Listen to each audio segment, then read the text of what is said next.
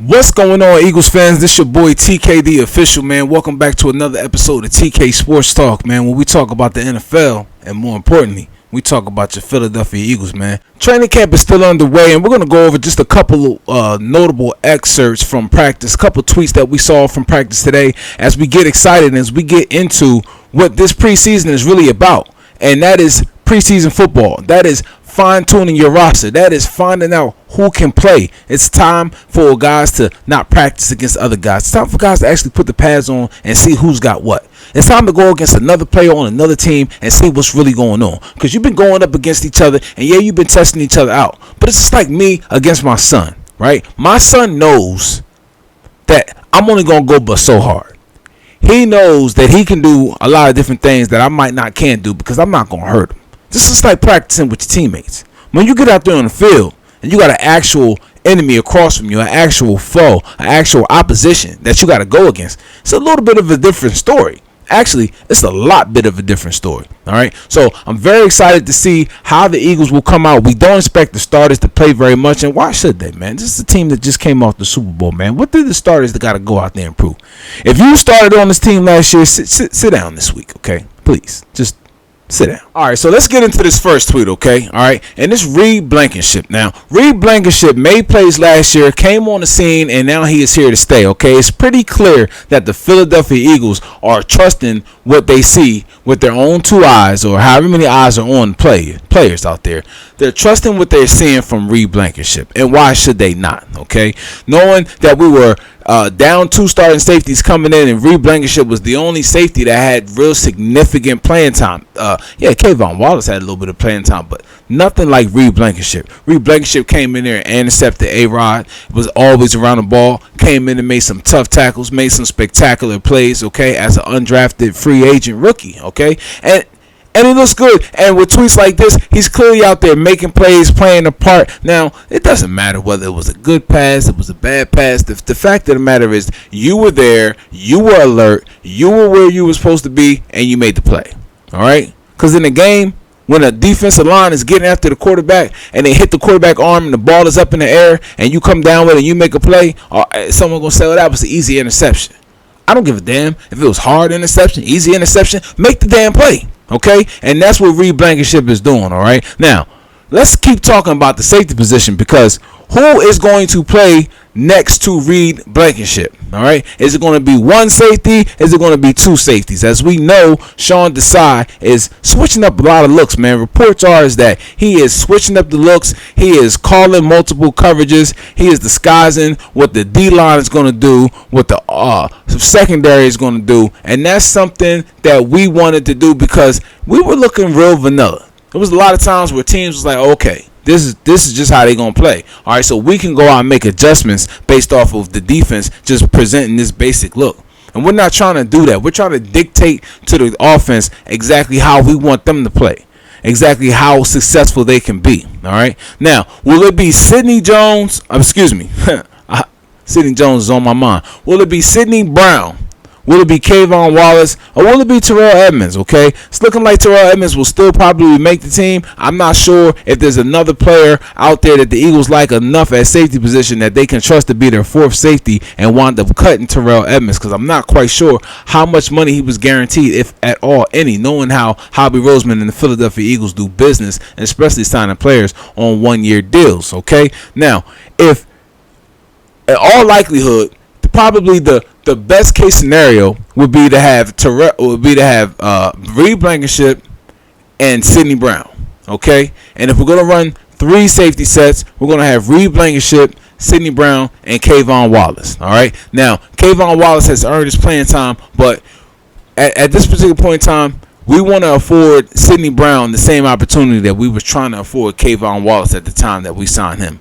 Though I think Kayvon Wallace was a 4th-round pick and Sidney Brown was a 3rd-round pick, but this kid has got talent. If you just watch his highlight tapes, if you watch any games from Illinois, him and his brother were two players that stood out.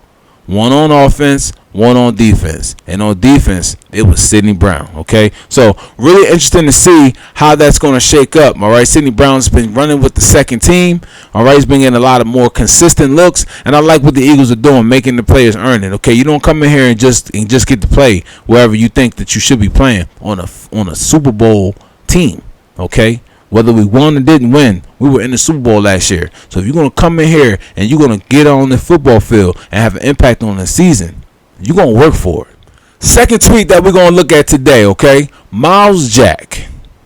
Myles Jacks, all right? We know the Eagles signed two linebackers. Two off-the-ball linebackers is a term that you're hearing a lot often right now, okay? So we signed Myles Jacks and Zach Cunningham to 2 one-year deals apiece, all right? Now, I don't know if you know Myles Jacks, if you've seen Myles Jacks when he was in Jacksonville. Okay, yeah, he was with Pittsburgh last year. Okay, a little couple injuries. Pittsburgh was having a tough time as a team overall, you know, so I'm not going to put that on him, okay, because I know that when players get here and the Philadelphia Eagles training staff and coaches get a hold of players, all right, and they understand how to use them, how to give them rest, how to rehab them, you know, what to do. The Philadelphia Eagles find a way to get the best out of their football players. And if we can get the best that Myles Jacks still has left to offer, okay, that may be one of the biggest key pickups of this entire offseason, okay? All right, and as we see here, Myles Jacks was getting first-team reps today, ladies and gentlemen, okay?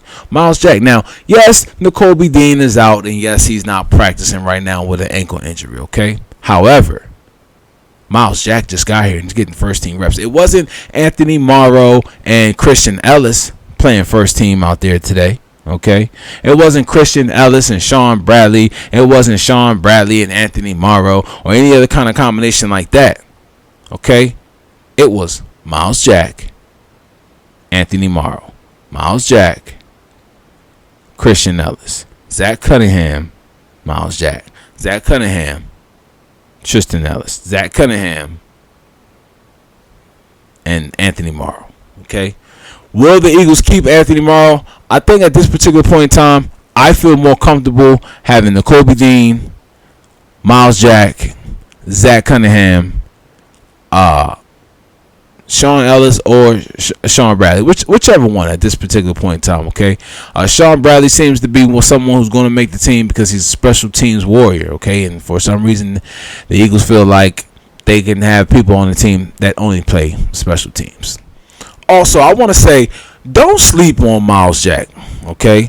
Don't sleep on the signing of Myles Jacks or the signing of Zach Cunningham. You know, a lot of people want to poo-poo and they want to say, oh, well, there's a reason these guys are out there. Oh, there's a reason they were still on the street. Oh, there's a reason why they are free agents. Listen, let me tell you something. Running backs, I'm a little bit ahead of myself. Linebackers are just like running backs in the NFL, okay? You almost can find them a dime a dozen. The position has been devalued, okay? And there's no reason on bringing in a running back or bringing in a linebacker, all right, too early when you can see if you got something on or someone on your team that can service that role for you that could be a lot cheaper than what it might cost to sign one of these guys. Look at Dalvin Cook. Look at some of these other names that are out there, okay, still waiting to be signed. All right, some of these players don't want to be in training camp, and some of these teams don't want to have to sign these players unless they have to because they cost a little bit more than what they want to pay at that position. Okay, and that's the real reason why some of these players are out there. All right, so if every team has an opportunity to sign these players. Okay, and we all have different reasons and different needs for why we sign them. We don't have any depth at linebacker as far as starting caliber linebackers that we trust to be able to go in the game and not be a sore spot for us. Okay, and that is something that, yes, linebacker may not be the most important spot on the defense. However, we want to be as good at that position as we possibly can be. All right, and if we can go out there and get a guy like Myles Jacks and get a guy like Zach Cunningham, okay, on 1-year deals that are not too expensive to the team, okay, and hey, let's see what they got. If they're good enough to make the team, we'll keep them. If they're not good enough to make the team, then we'll cut them and we'll try to find another solution, another option, okay? All right, but big ups to Howie Roseman and Jeffrey Lurie for continuing to fine comb this roster and make it the best they possibly can be.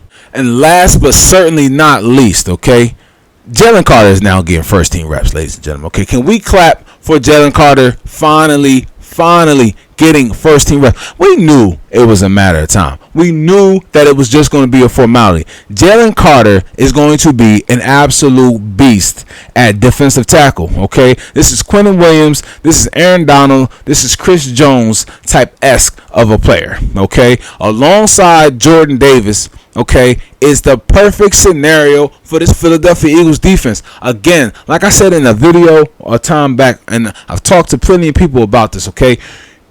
Fletcher Cox, we want to preserve him, just like we've seen the blueprint for players like Brandon Graham, okay? We've seen the blueprint for other players that have had sustained longevity, all right? That they've been able to come in, they've been able to be a part of a rotation, okay? If Fletcher Cox can come in and be able to give 120% each and every time, each and every snap he takes, because his snap count has been a little bit reduced, but now he doesn't have to just give 80% on the play because he's gassed and he's tired. That is the best possible scenario for us, so that these two young guys can get used to taking over as Fletcher Cox eventually, maybe not this year, maybe one more year after next year, eventually is no longer on this football team. Okay, so this is the perfect scenario. On top of that, if the Eagles are running a 5-down man front, okay, just think about what that defensive line looks like. You got Hassan Reddick, okay, you got Fletcher Cox, okay, you got Jordan Davis, okay, you got Jalen Carter, okay, and then, bam, you got Josh Sweat on the other side. Can you find me a more fearsome, more talented, more decorated defensive line, more opposing defensive line than the one that I just named right there? Okay, that is a perfect scenario for your Philadelphia Eagles. Means that Jalen Carter has come into camp in great shape. It means that Jalen Carter has shown players and shown coaches that he's here to work, and he's trying to make this team better. He's trying to make himself better. He's trying to make the players better, and that's what we want from a Bulldog. That's what we want from a national champion. Come in here, show us what you got, show us how you work, and get it done, man. All right, so big ups to Jalen Carter, okay, for getting first team reps. Now, does that mean that Jalen Carter is going to start during the regular season? I don't know. But is he going to get a lot of playing time? You bet your ass on it, okay? Listen, man, this is your boy TK, the official, man. This has been the Eagles update as training camp continues, as the Eagles will get ready to play the Baltimore Ravens coming up this Saturday, August the 12th, and in Baltimore, man. Okay, I'm here in Maryland, so I think I will make that game, as a matter of fact. And if I do make it, we'll go ahead and try to do some broadcasting live. Or I don't quite think I'm able to go live yet, man. We got to get the followers up, man. Like, comment, and subscribe. You know what I'm saying? Do all the good things that I need you to do for the channel. All right, but I will have some live, some post-game photos, pre-game photos, and I'll bring you whatever coverage I can, man. Maybe even record something from the stadium. This is your boy TK, the official, man. Go Birds.